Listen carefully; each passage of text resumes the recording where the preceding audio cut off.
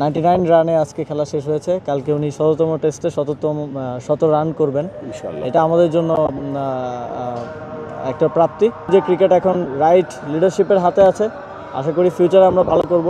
একই সাথে আজকে আবার বাংলাদেশের প্রথম প্লেয়ার হিসেবে ১০০তম টেস্ট খেললেন মুশফিক ভাই। আমি যদিও সারাদিন মিটিংয়ের পর মিটিং, এই কারণে পৌঁছাতে একটু দেরি হয়ে গেলে এই জন্য দেখতে পারলাম না। এবং 99 রানে আজকে খেলা শেষ হয়েছে। কালকে উনি ১০০তম টেস্টে ১০০ রান করবেন, এটা আমাদের জন্য একটা প্রাপ্তি। এবং আশা করি ফলোড বাই মুশফিক ভাই আরও অনেক প্লেয়ার ১০০তম টেস্টের মাইল ফলক ছুবে। এবং আসলে মুশফিক ভাইয়ের সাথে আমাদের সবার চাইল্ডহুড জড়িত, বিশেষ করে আমাদের বয়সে যারা আছে।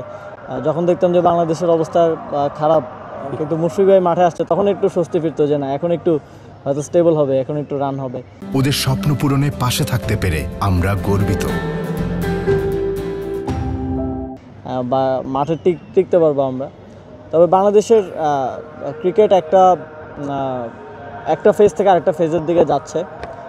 আমাদের একটা গোল্ডেন টাইম আমরা পার করেছি, এবং সামনে সবসময় একটা ভালো সময়ের পরে আবার নতুন করে দাঁড়াতে একটু সময় প্রয়োজন হয়। আমরা মনে করি যে ক্রিকেট এখন রাইট লিডারশিপের হাতে আছে। আশা করি ফিউচারে আমরা ভালো করব।